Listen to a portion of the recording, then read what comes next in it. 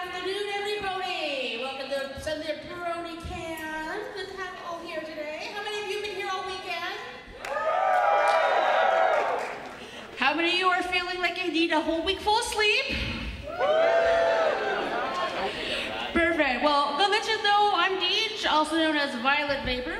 How things are going to work today is we're going to have people line up here, get ready to say the question on the microphone. I'm going to have my lovely and talented assistant, Mac, just going through the line, checking out what your questions are, because we do have a lot of little fillies in the audience, and we do want to make sure to keep things family-friendly. So, but we do want people to get their questions in. We do really have to stick to the hour because of scheduling and all that, so we'll try to get as many questions in as possible. So I'll apologize in advance, just in case we couldn't get to yours. So, without further ado, I would like to present to you the lovely and talented, you know her as Princess Celestia, and of course, Cherry. May I present to you Nicole Oliver.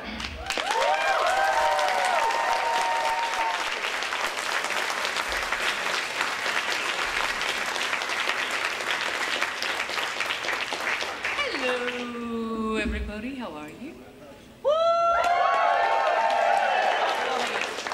So, who would like to come up and ask a question? Well, come up to the microphone. So, I thought, you know, you don't need to hear me babble, but I can answer questions. So I'm sure you have lots of things on your mind you'd like to ask. Are we using the center mic? Is that the idea? That okay, one, so yes. if you want to make a lineup here, the only thing I would ask, if there are any kids in the audience, you can decide whether you're a kid or not. I think it'd be kind of cool if you came and sat up front. What do you think?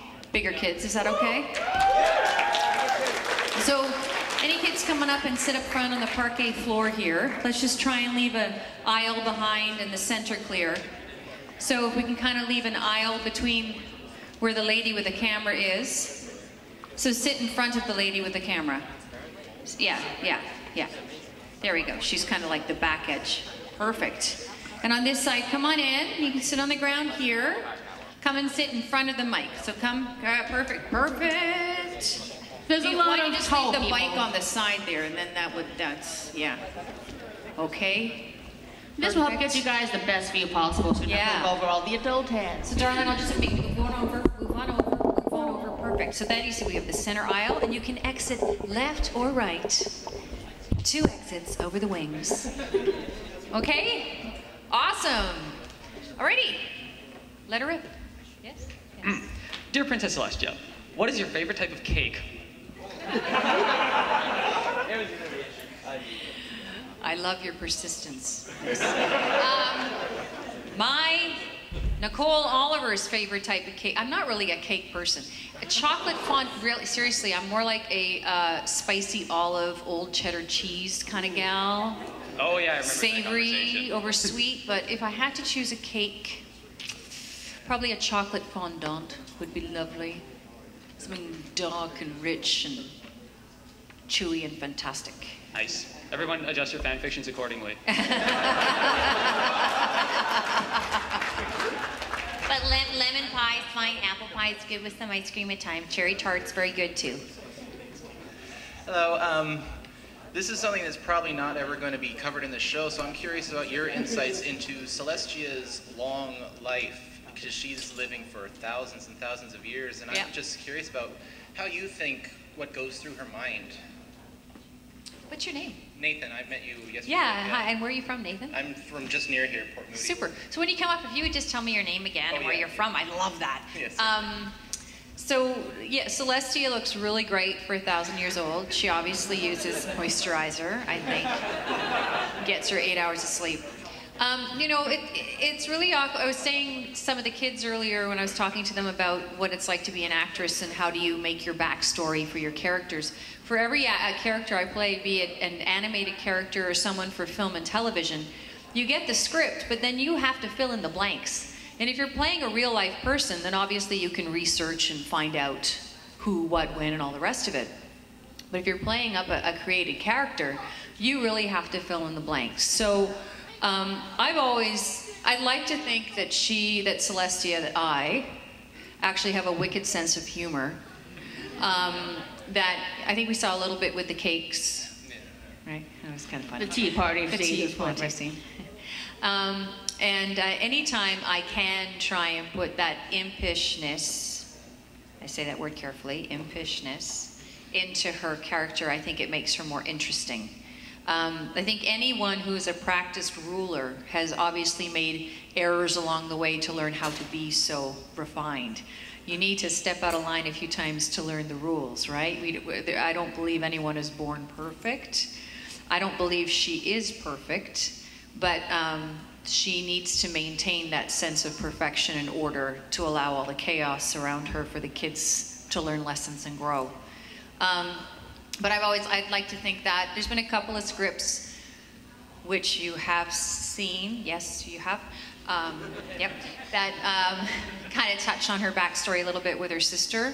As an actress, I love that, getting to play, you know, when you're really angry, those range of emotions other than always just being very calm and very loving. And, you know, everyone says, oh, you're so maternal. I'm like, you're not a parent, are you? Because most parents, if you're any parents out here in the audience, we're not that calm usually. Angry Celestia is frightening. Angry Celestia. My son is here. I've also noted that she likes to make sure every pony is very comfortable. She wants to be very much the people's princess. You know, but she senses when someone is nervous, but she, no, it's okay. I'm a princess, but we're just ponies like everybody else. Yeah, relatability, right? So I try as much as I can to try and pull a sense of her past in. I'm always pitching the writers. I mean, I just saw Mitch Larson in Galacon in Germany. It's like, so I'm still waiting for either the Date with Discord episode, or how about we flash back to when Celestia had like a really bad perm in her mane, 1980s. I'm thinking like electric blue eyeliner and frosty pink Revlon lipstick, and she's listening There's to. a toy of that now. Yeah, and you know she's listening to I don't know, yeah. So. Yeah, we try. There's more stuff coming, and I try and fill in the blanks as much as I can. Well, we've always seen Cheryl's early high school look, so. Yay! What's your favorite pony? Well, my favorite pony is me. Do you mean of the main six? Like, besides you, like... Besides me. Besides all of me's that I play, yeah. Well, I couldn't really just choose one, because that wouldn't be fair now, would it? It's Twilight. Well, I know, you know, I kind of like... It's not Twilight. She doesn't write to me anymore. Come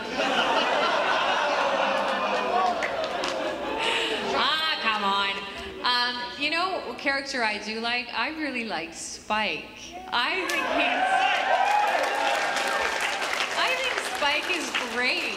I really like Spike. But you know, all of them are endearing in their own ways. But yeah, some of the secondary characters I find a lot of fun. Hi. Hi, I'm Cameron from Nanaimo. Hi, Cameron from Nanaimo. Yes, that's now my official title. So your two characters, Cheerly and Princess Celestia, for all suits and purposes, are essentially limited characters in the sense that they don't get much screen time, so you get very little access to them, yet they're some of the most beloved characters in the series. Personally, why do you think they attract people so much, considering how limited time they get? Because I'm an amazing actress. Well, that went without saying. I don't know. You know, I think there's something we all, probably those of us a little bit older, we have that teacher or our friend's mom who we remembered that was really influential for us when we were growing up. Maybe you could even, if you're lucky enough, maybe it's even your own parents or an auntie or someone like that, someone that really was there for you that, so as a mom, I try and you know, I'm my children's mother. I don't need to be their friend. I can be friendly to them. I'm their mother. But I hope that they would feel comfortable enough coming to talk to me and tell me things. Now, I have two boys. I'm betting ya, they're not gonna always wanna come talk to mom. So we talk about having a safe adult, we call them in our house. Another adult could be an auntie, could be, I actually live on a street where we know all our neighbors and we all talk to each other. It's really cool and retro, and I wish more communities had that sense of community these days. But that my kids can go talk to the neighbor down the street if something awkward happened or they needed somebody to reach out to. So I think the characters I play have those qualities. And I think for a lot of us, maybe we all wish we had that soft lap to curl up on and that shoulder to cry on a lot more than we did. And I think that's why those characters resonate with so many people. All right, thank you. You're welcome. And everyone needs that cool auntie just so they can have.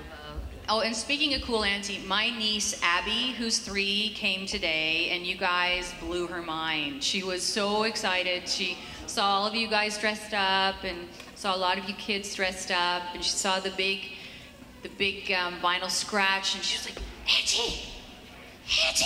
She was vibrating. I'm like, what? Vinyl scratch.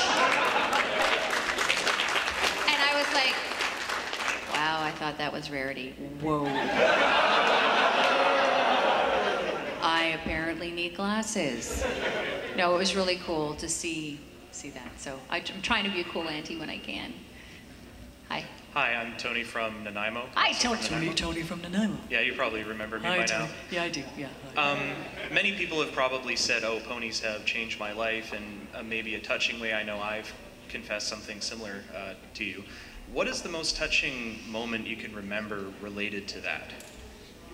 I have been fortunate enough to be on the receiving end of a lot of people's stories, and I take that very seriously. I think it's really important that we all have someone we can talk to and share our difficulties.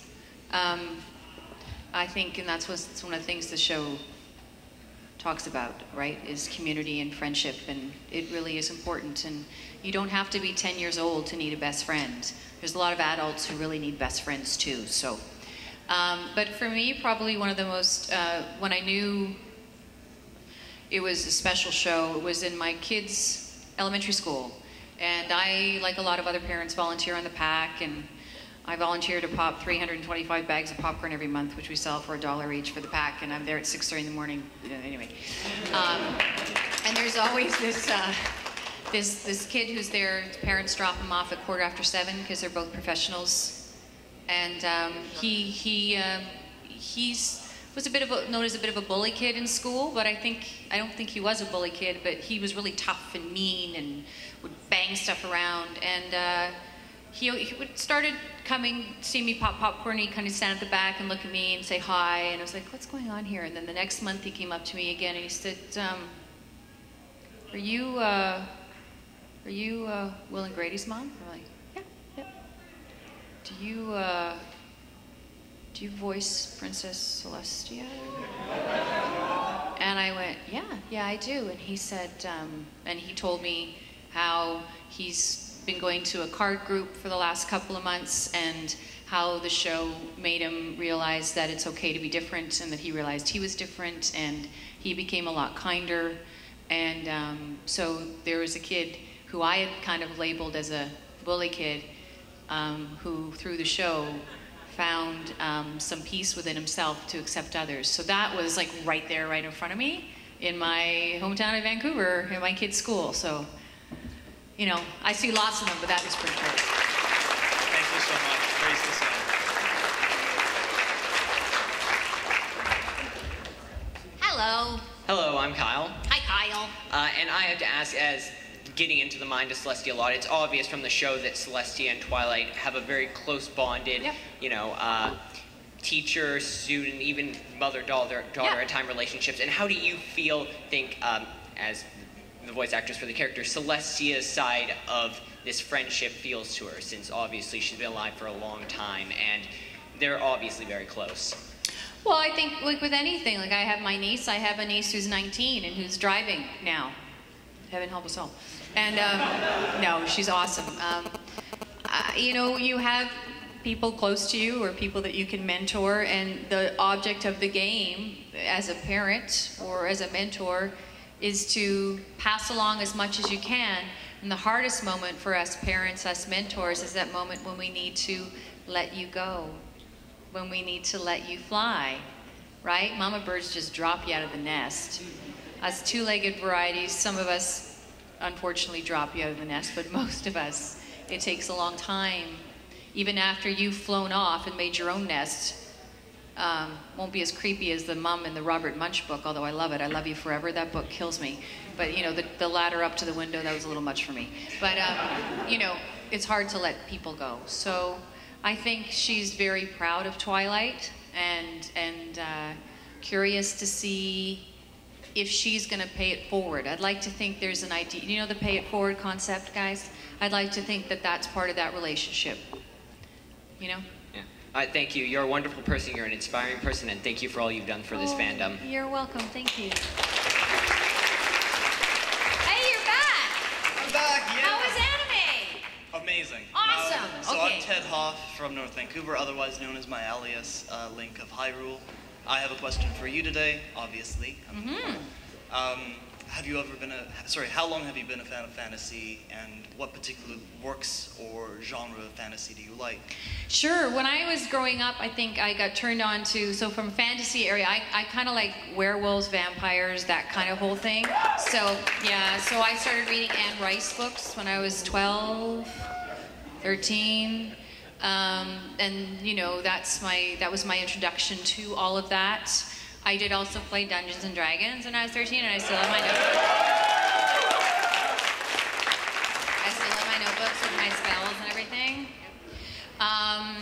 But I still do love, I have to admit, I'm way behind in Games of Thrones. I don't want to hear anything. I don't want to know anything. I don't want to know anything. People die. Okay. Yes, people die. Thanks for lots of people. Way to ruin it. But I still love that. I mean, today is the final episode of one of my favorite TV shows, which is not age appropriate for any of you, but it's a show called True Blood, which I love. I love the books. And I also was a huge fan of The Walking Dead. Again, not for you. Don't go there yet. But I love that kind of fantasy. But I think you know, the idea with werewolves or vampires is that immortality, that living forever, that pushing the edge. And I think it's not a big surprise that a lot of teenagers get attached to that side of fantasy when you're going through that point in your life. Not yet, don't worry about it, where you're pushing boundaries and For that type of living forever thing, I want to push Man of Earth from 2007. It's amazing. Which one? Sorry? Man of Earth. It's an amazing sci-fi film. Nobody Man of Earth? gets to see it. Man of Earth, yeah. Okay. Sorry, I was plugging. Okay. But anyways, one last quick question. Do you have any exposure to my games? Your games. Zelda, yeah.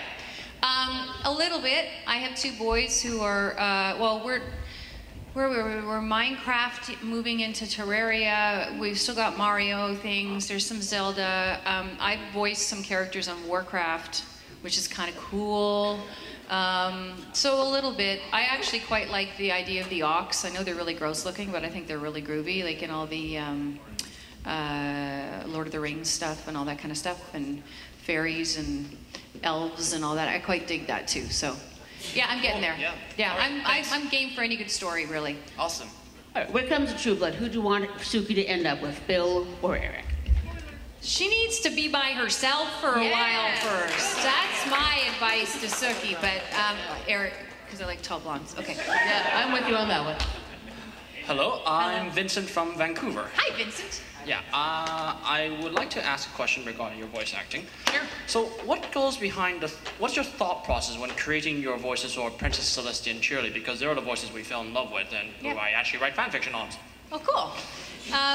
Well, like any actor, our job is to audition. Our job is to put ourselves out there to be judged day in and day out.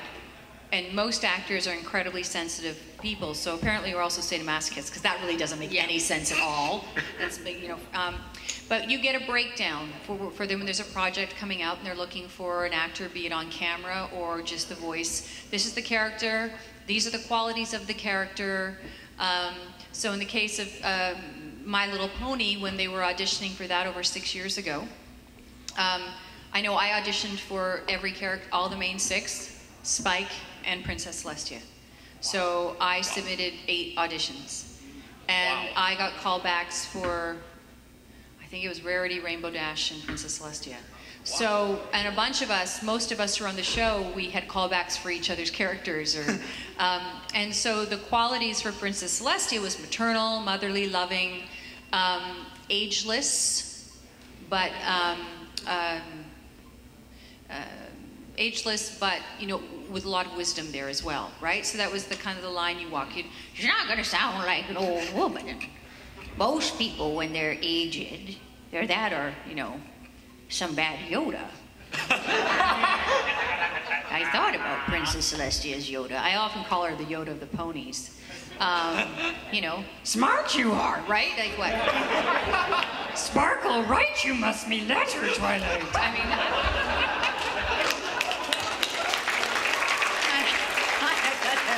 you know, and in terms of cheerily, you know, we're there, like, okay, well, Nicole, would you like to try for this voice? And I said yes, and a teacher, and I'd already been cast as Princess Celestia, so I had to try and use a different range in my voice. So when I do, and I have taught in the past voiceover, but I often say, think of your voice like a piano, right? You've got your high keys and your low keys, right? You have your sharps and your flats. Your basic voice, we all start at middle C.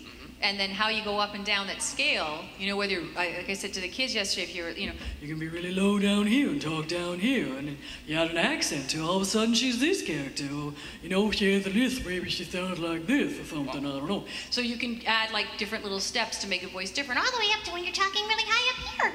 You can go higher and higher, and it's really annoying, and you can add a crackle, and it's all divine. So you can go that whole... Right, so for cheerily, for Celestia, let's say I was kind of down around here. So for cheerily, I just had to go up a little higher and a little faster.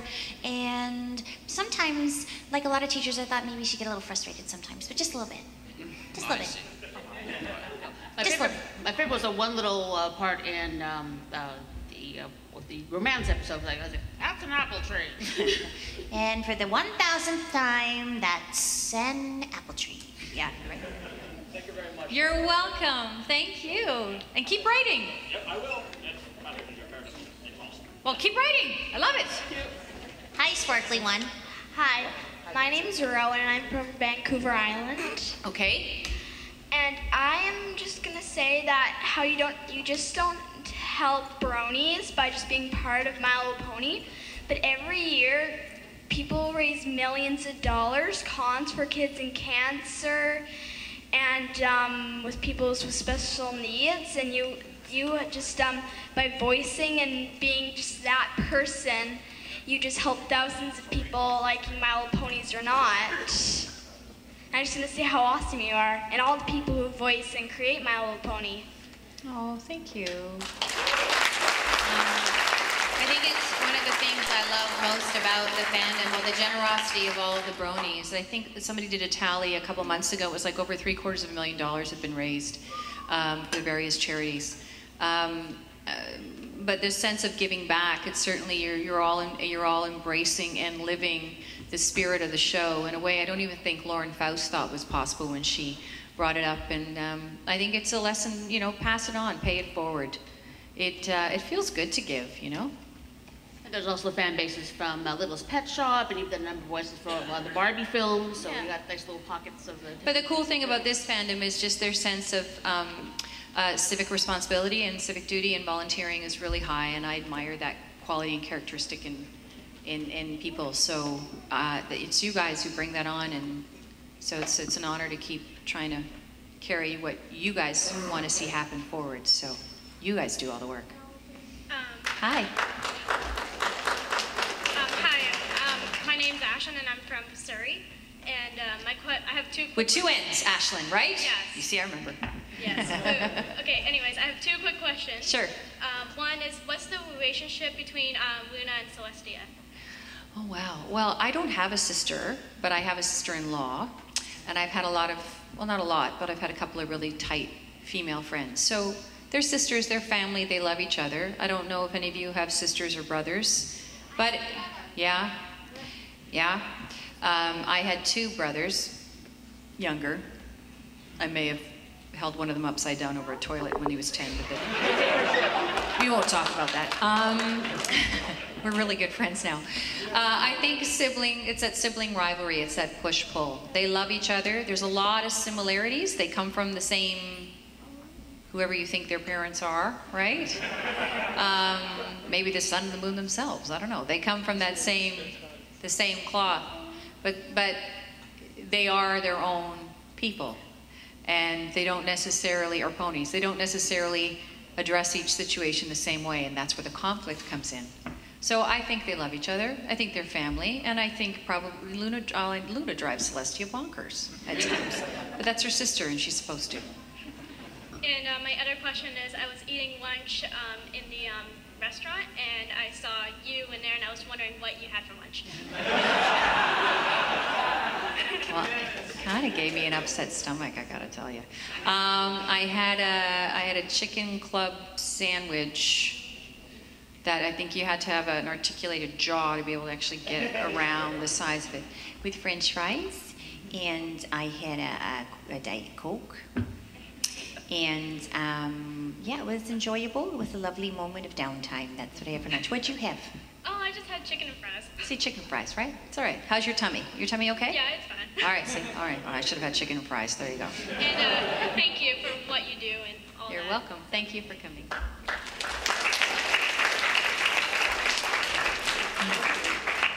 Hello, lift the mic up because you're not that small. Yeah. Just tilt it up, tilt it, tilt it, tilt it. There you go. And hello, my name is Thomas and I'm from Delta. Hi, Thomas from Delta. Yeah, good for you. So I have a character depth question here. So I see Celestia drinking a lot of tea and eating a lot of cake. Yes. So I was really wondering, which does she prefer, tea or cake? Well, we have a mixed audience, but my answer is, are you sure it's tea?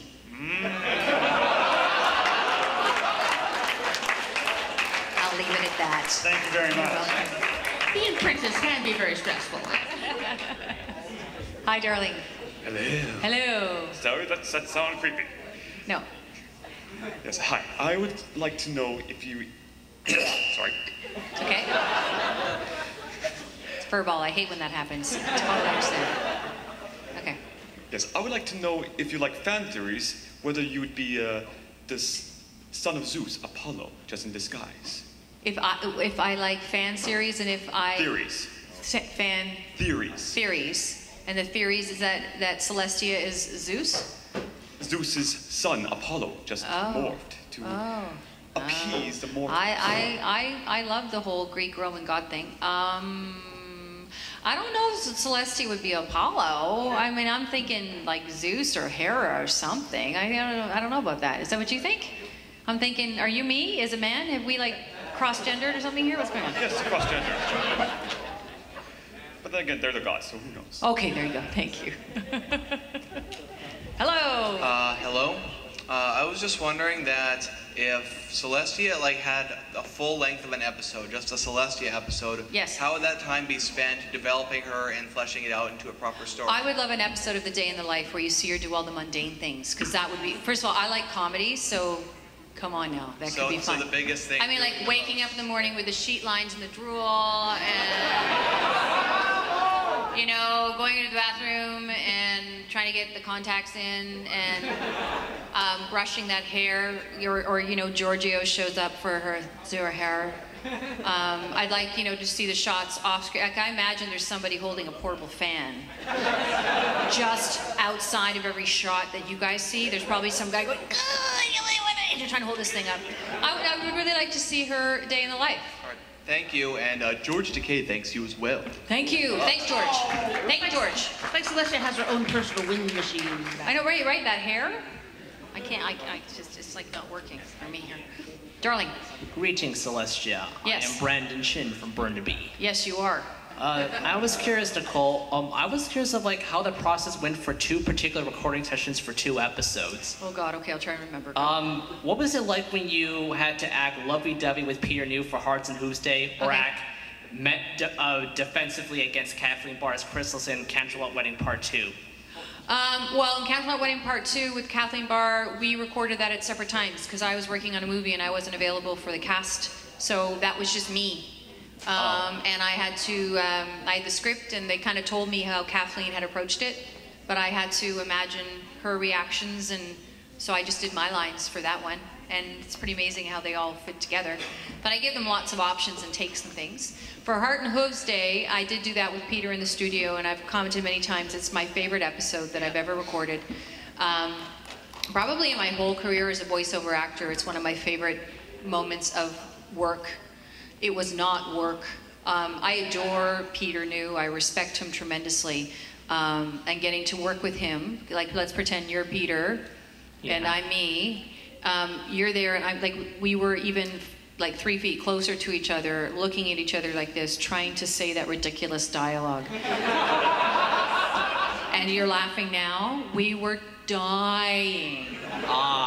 And trying to get through lines like my schmoopy doopy loopy loopy doopy, you know, all that over and over again. And I'm like, don't laugh, don't laugh, don't laugh. And I have to not, I could not look at him. So it was like acting like this. I love you, my schmoopy doopy schmick. What? You know, I couldn't look at him. So yeah, that was fun. Okay. Thank you.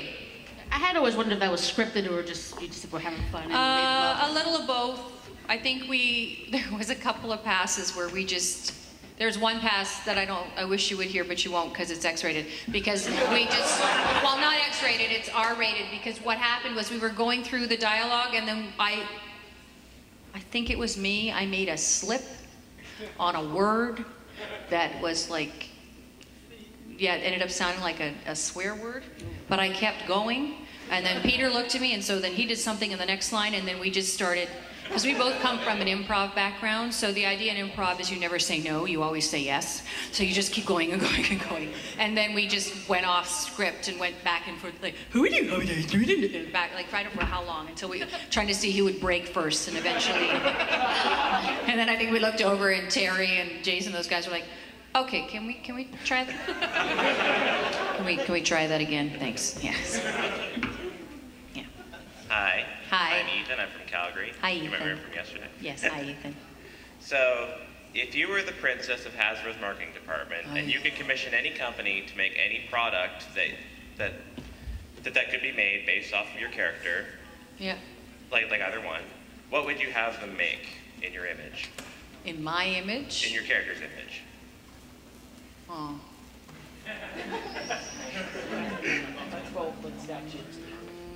No. Well, I think we could probably attach Princess Celestia to any kind of hair products. That'd be good. I think she could be the new spokesperson for L'Oreal. She's 1,000 years old. She looks great. Oil of Olay. But I think if, honestly, keeping with her character, if she was going to sell anything, it would be something that you wouldn't have to pay for, but that would help everyone. So I'm thinking I'd probably make a bunch of people give water, like this water, we're paying $2 for a bottle of water. I'd probably make Nestle just give clean drinking water to a lot of places in the world that don't have it, right? Like.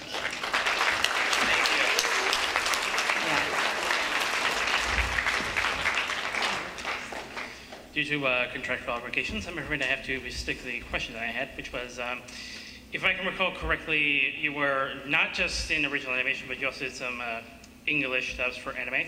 So what was it like being in the 2 Galaxy Express 3-9 movies? Oh, wow, Esmeralda, that's great. Yeah, so for those of you who don't know, in voiceover world, there's kind of 2 areas that English-speaking voice artists get employed in, and that's either in an area of animation called prelay, like My Little Pony or Strawberry Shortcake. Those are where the scripts are written and we voice it all, and then it goes out to the layout artists and all that, and they draw the pictures after the fact. Or anime, in the case of like Card Captors, which I worked on, or Pokemon, or the show you mentioned, or I did Key the Metal Idol, where it was already produced in Japan, and then we have to make English fit into the flaps of another language. So I I like anime a lot. I like the stories because I like fantasy, right? So I like a lot of it that relates to it.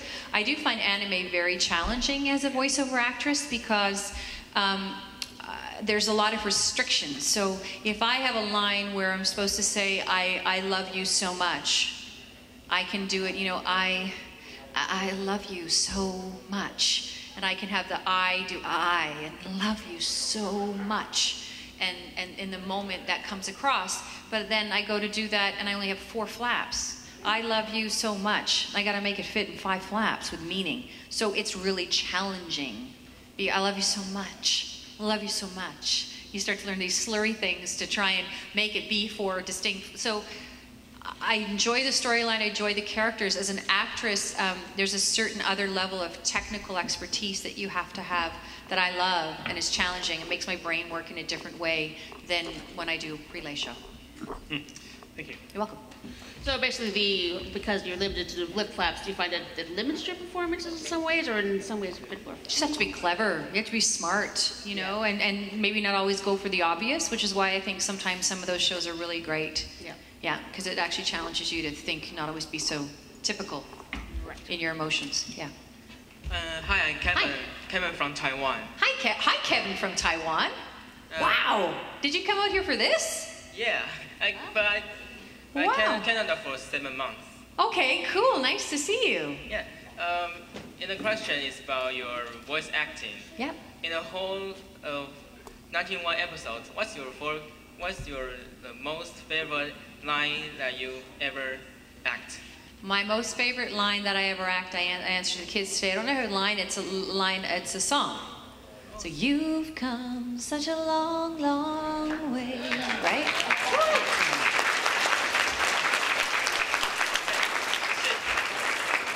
I love that song. I love what it stands for as a mother, as a person, and in the show. I think it kind of all worked. Thank you. You're welcome. That song definitely generated a lot of feels. Hi. Hello. Hello. My name is Richard from Panoka, Alberta. Hi, Richard. Nice to see you. Okay, I got a question for you. Sure. You live in Zapped to Ponyville. Where's the first place you go to? If I was zapped at Ponyville, Yep. first place I go to. Yep. Oh, across here. Where would I go? Well, I don't know. I like books. Probably go see the Cakes for some tea. That's probably where I'd go. Okay, thank you. Have fun. Thank you, Richard. Hello. Hi, I'm Patrick from Toronto. My Hi, question is, if you had to do any show besides My Little Pony, what show would you want to do? Cartoon show? Any show, like real dramas or Oh God. Okay. Well, we go through. So if I could be on any live action right now, Walking Dead, please. Even as a zombie whose head gets smushed. They use cantaloupe, by the way. That would be fun. I really like a show called The Blacklist on NBC with James Spader. But I like spy stuff. Like I love spy stuff. So for cartoons, I like Gravity Falls quite a lot. I like Celestia quite a lot.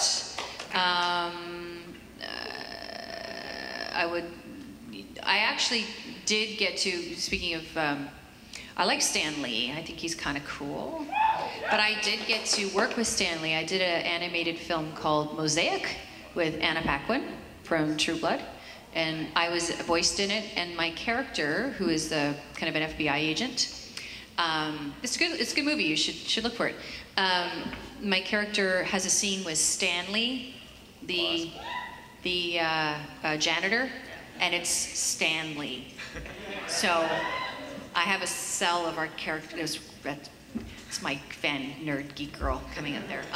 Yeah, so Gravity Falls I love, Celestia I love, Blacklist. I would personally though, I would love to really do a kick butt action film before my arthritis seizes my whole body up. So that would be fun. Like to do, I did do a movie. I was in the beginning of a movie called Darkman 2 many years ago for Universal, and the cool thing was I did all my own stunts in that film, and the opening sequence, it's all me. I didn't do the pipe rolls because I wasn't insured, to do these pipe rolls, guys, are when your car drives along and you actually angle the car up on a pipe, and so it flips in the air and it crashes. But I did get to be harnessed in and hang out a window, and we did a car chase, and I'm hanging out the window, shooting a gun with blanks and reloading it as I'm going around. It was really wicked fun. So as an actor, there's things I'd never do in real life, obviously, but it's fun to play those games that we used to play as kids, that are, you know, tag, or there's, you know, your swing set's the safe and there's lava all over the yard, don't touch the yard, you know, and as an actor I actually get to do that for a living, so. I see. Yeah. Great. Thank you, it was very nice meeting you. You too. Personally, I would love to see you on Once Upon a Time. Because that would be good, that would give you options for action or princessy things. My son, William, my other son was on Once Upon a Time. Oh, nice. So William's John Darling on Once Upon a Time, and the Peter Pan story, the little boy with the glasses and the top hat, that's my older son, William. Yeah. Awesome. Hi.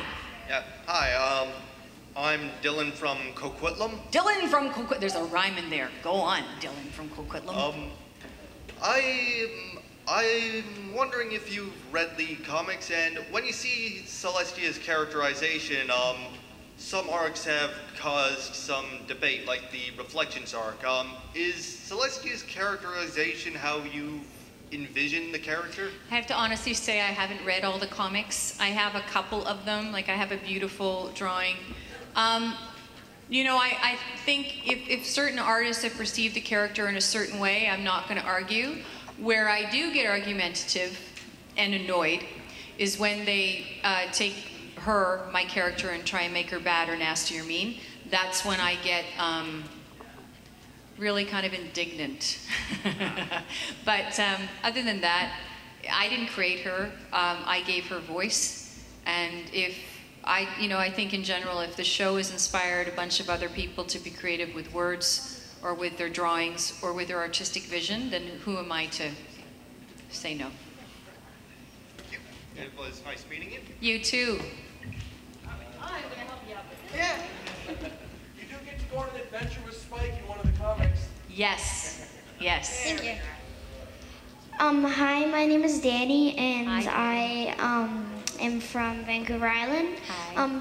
My question is, if you could be any other voice actor for any other pony other than Princess Celestia or Cheerly, who would it be? If I could voice any other character? Yeah. Well, I'd actually like to voice Queen Chrysalis or Luna because I like playing bad girls. They usually get all the best lines. That would be kind of fun to do that. But if I had to pick from the main six, I kind of like Pinkie Pie. I try and take Andrea's job every time we record together, but nobody can talk as fast as that girl, so yeah. Thank you. Hello, Hello. I'm Chris with a K. Hi, Chris with a K. My question, so we all know how Twilight, when she became an alicorn, she went through weird Purgatorio, M.A. Larson land or whatever. Yeah. And, same thing. Yeah. M.A. Larson land, Purgatory, same yeah, thing. Yeah. something like that. I was wondering, how do you think Celestia became an alicorn, or was she just born an alicorn, or did she just drink her milk? Lady Gaga, baby, I was born that way. This way. I don't know. I've been asked this question a few times, and I am kind of reticent to give an answer because I know a lot of people have created a lot of their own work based on either, baby, I was born this way, or I became, right? I evolved. I went through a series of tasks and challenges, etc., etc. So really, is it, am I Obi-Wan Kenobi or Luke Skywalker? That's really what we're asking. Let's be clear. Everything goes back to Star Wars, people, at least in my mind. I don't know. I think either is okay. Personally, if I could make a choice, I'd probably want her to go through the 9 gates of hell and back to get to where she is, because that's more interesting. I think, you know, if you have to work hard for something, I think it's way more interesting personally. Would it work for the show? I don't know. But, you know, I always tend to do things the hard way, so. All right, thank you. You're welcome. Hi. Hello. Hello, I'm Jordan from Tawasin. Hi, Jordan from Tawasin. I just got a quick two-parter question. It's really quick. Okay. You had one where if you were zapped to Ponyville, but if you were zapped into Equestria, where would you choose to live? Either in Ponyville, Equestria, or sorry, the Crystal Empire, or Canterlot. And the second one is, out of all of the seasons, season 1 through 4, and Equestria Girls, which is your favorite song? Either ones you've sung, or just other songs? Well, I think Daniel and Stefan et al. Do a phenomenal job with the music. And they're creating some great music in some ridiculous turnaround time frames. If anyone's a musician, like, it's amazing. I like a lot of the music. I mean, I really enjoyed the song, my ballad that I sung, for a lot of reasons. It has a lot of personal significance for me. I've told the story. It was probably one of the hardest days of my life recording that in the studio. My father-in-law was dying in the hospital. And so I had to go into work and record that. And so the emotions or whatever you hear underneath it, well, I often say, yes, I was thinking about my kids, but it was a really big picture think that day. My kids and my husband and him. And yeah, he was actually lying in the hospital and passed away shortly after. So that has a lot of personal significance for me. And it was also the first time that I had sung something like that in quite some time. I am an actress who can sing, but I started as a musical theater actress, and it takes a lot of guts to sing. There's a lot of vulnerability underneath it, and so when I was putting myself out there, so I was proud of me for having done that on a lot of levels. And you sing a fantastic song, I might add. And where would I live? I don't know if I'm a monarchist or not. I've been asked this. You know, I just was in London, and I was fortunate enough to be able to take the kids to tour Buckingham Palace, because the Queen's in Scotland. And I saw the horses and met Mary Tudor. She was very, very frisky. And saw all the carriages, the gold gilded carriages, and walked through the palace and saw the secret door that goes up to the Queen's secret like apartment. Well, not so secret because it's part of the tour, so we all know where it is. But anyway, I think it's kind of cool to have a castle like that. But the thing I liked about the Queen, and I think the current monarchy, is especially that they're of the people, for the people. And so I wouldn't want to live in a castle with glass walls and not see anybody. But I'd be lying if I said I didn't like nice things. Thank you very much. You're welcome. Have a nice day. It's always nice as an actor that you can take whatever you're feeling at the time and not only have that channel and enhance your performance, but also help you sort of process your own inner feelings of the time. Yeah, it's kind of what it's all about. It's just trying to figure out how to stop long enough to actually, crying long enough to actually say the words was my challenge that day. Hi! Hi. How are you? My name is Bella Fletcher, and I live in Cumberland on Vancouver Island. And I read a fan fiction, and it had said something that said kind of vaguely, Princess Celestia hasn't said sorry. Oh, okay. And I was wondering if you remembered if she did, because I was kind of curious, because she does make the same mistakes. Yeah, well, I don't read a lot of the fan fiction.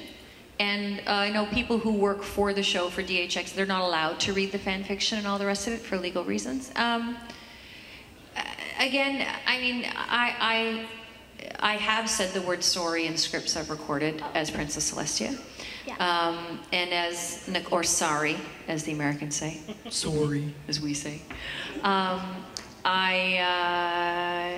think she does make all the same mistakes. The cool thing is that she's actually able to acknowledge that she has made mistakes. She can identify them, and she can help other people see similar paths and maybe provide some answers to other people. So that's why I think she's a great mentor. You have to be able to understand you're fallible. Do you know what that means? That you can make mistakes, right? That's where I think great leaders come from. Not people who think they're perfect, but people who know that they're flawed. Yeah. The age thing in My Little Pony is kind of interesting, and I was wondering, from Princess Celestia's view, how would you feel? Because all of your captains, you've gone through lots of captains, lots of students. How would you feel about that? So her being so old and all these people not being so old, right? Mm-hmm. I think there's got to be a little bit of sadness to it. I always think Celestia's got a bit of sadness under her anyway, you know? It's hard to say goodbye. She's been around for a long time and she has to keep saying goodbye. That's gotta be tough, right? Yeah. So I just think though that sadness is another character quality that maybe makes things interesting. And as an actor, might make some choices I make a little more interesting, and it makes you all go, wait, that line, that meant that. No, that meant that. That could have meant that. But in that episode, on that line, when she did that, that's what that meant. So that's what's we fun. think it over a lot. It's awesome. I love it, but it's fun. Yeah. Yeah. Did I answer your questions? I actually have a present. Okay. You have a what? Sorry? What? What? Oh, boo-hoo head, you silly one.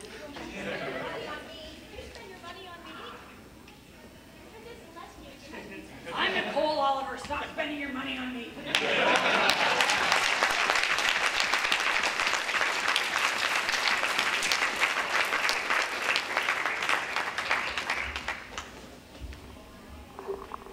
Every time my kid's here, but you're a princess. William, you're like, no, she's not really. She's my mother, and it makes it really difficult for us at home when you keep calling her a princess. Okay, no. Thank you so much. I will cherish this. Thank you. And I'll try not to. Ow! Okay, Hi. I can multitask. Yeah. I'm Marina from Chilliwack. Hi, Marina from Chilliwack. And I wanted to ask whether she was an alicorn when she was born or not. What do you think she was like as a kid? Do you think that she was really difficult? I hope she was an impish brat. I'd like to think that the way Luna is as an adult is how Celestia was as a child, which I went to therapy. How's that for an answer?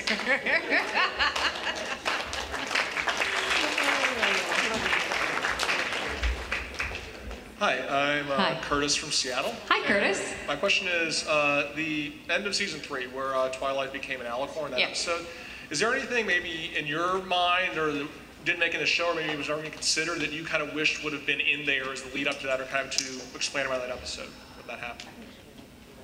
Well, I think in general, I know as an adult, I just wish, the story is shown on Saturday morning in a kid's cartoon hour, right? So that's where it is. But as an adult, sometimes I wish the stories could be, oh, somebody dropped their Rainbow Dash plushie who are leaving to go to the costume thingy. Is that somebody's? Because I'll take it.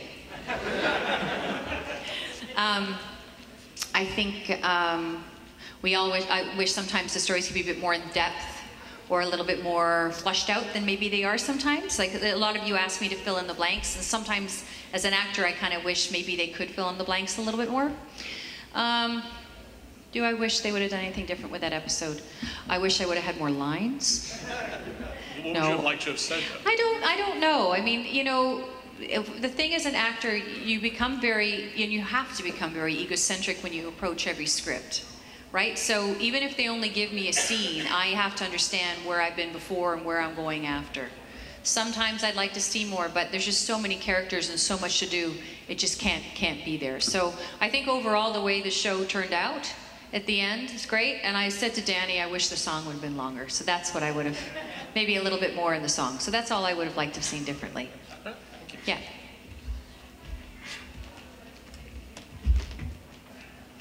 I didn't smile. That's a terrible picture you just took of me. Oh my God. Okay. I'm Mallory from Calgary. Hi, yeah, you are Mallory, Calgary. You're rhyming. 2 questions. Yes. It's the equestrian equivalent of April Fool's Day. Oh, okay. What Pinkie Pie-ish royal decree would be made? No consequences. On April Fool's Day? See, I think Celestia is a big prankster, so I'm thinking probably, you know, Celestia Day is April Fool's Day. I think that would make more sense to me. Now, a prankster, people, not a troll, let's be clear. So a prankster means you're not going to do anything that's going to be malicious to hurt somebody else. So I think having fun. I mean, I used to love, personally, April Fool's Day. I may have saran wrapped a toilet or 2 in my time, so that's all I'm going to say. Next question. Question 2. My Little Pony, blank. Please choose a animal, mythical creature, or inanimate object. Example, annoying orange. Okay, what do you want me to do? Sorry? My Little Pony, blank. Please choose a alternate animal, mythical creature, or inanimate object. Example, annoying orange. You mean My Little Blank? My Little Blank. So it would be My Little Annoying Orange? Is that what it would be, or? Oh no, like choose something instead of pony. So my little something. My little hemorrhoid? I don't know. My little snuffleupagus. My little Revenge of the Sith. I'll go with that answer. Thank you very much. My little toy train. My little toy truck. No problem. My little headache. That's fine. Thank you very much. You're welcome.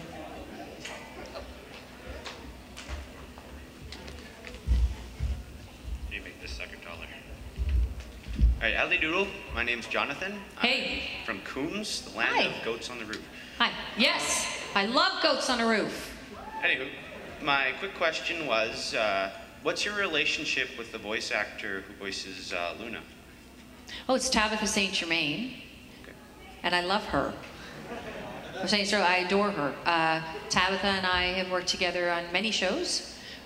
She is an incredible human being. She's a ridiculously gifted performer.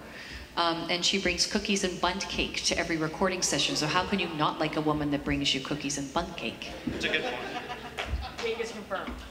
Pardon me? Cake is confirmed. Well, bundt cake, I don't eat it, but she brings it. Hi. I'm Mike from Cowtown, Alberta. Hi, Mike. And this is more of a question to get your observation as a voice actress. If you go back 20 years to the 90s. Yeah, it's okay. I'm okay. You'd notice cartoons are a lot more, not darker, but, you know, a little more fleshed out and mature back then than they were in... They're not so politically correct. Let's just, there you go. Okay, go on. Yeah.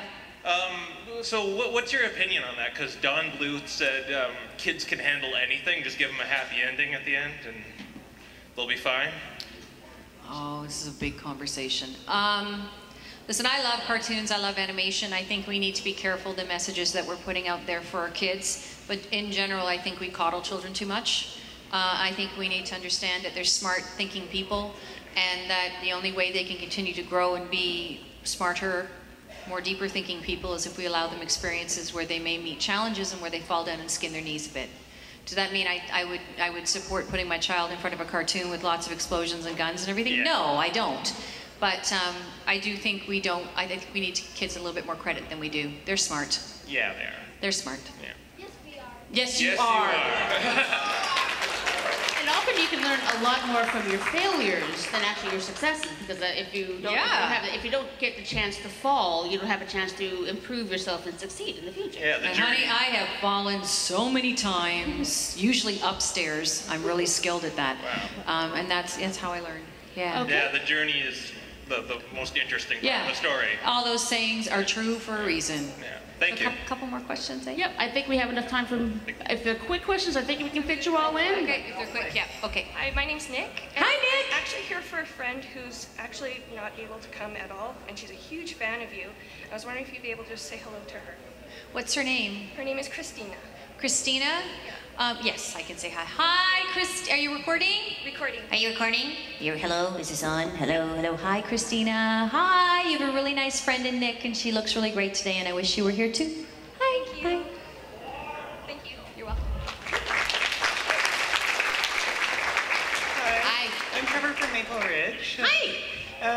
And I was wondering, I'm thinking back to the first season in particular, Celestia seemed genuinely uncomfortable being fussed over and all that. So what I'm asking is, do you think Celestia wishes more than anything that she could just have a casual visit with somebody? Yeah, that's why I really want to see the day off, right? You know? Yeah. It's like, okay, people, I'm wearing high-heeled shoes, right? I like high-heeled shoes. I like looking feminine and girly and all the rest of it. Walking around in these suckers for 8 hours, let me tell you.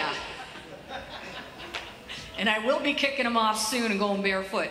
So I'd like to think that's a quality we all have, right? We all have to dress up and wear our Sunday best at times, but it's when you get home and you go, oh God, right? You know, that's when it gets interesting. So, thank you. Okay, so I have a question born from the other questions today. Okay. You said that you see Celestia potentially as something of a prankster. Yep. And you also said that given the opportunity to go and do someone else, you'd probably take a crack at Chrysalis or Luna. Yep. So could you do us an evil laugh followed by gotcha? No. This is going to end up on the internet, right? I will give you my evil laugh, but only if you all do it after me. I'm going to teach you how to do the cartoon evil laugh. Are you ready? You know, the wah ha ha ha. So with most villains, it's usually that idea of, it's terribly evil. And it starts to percolate.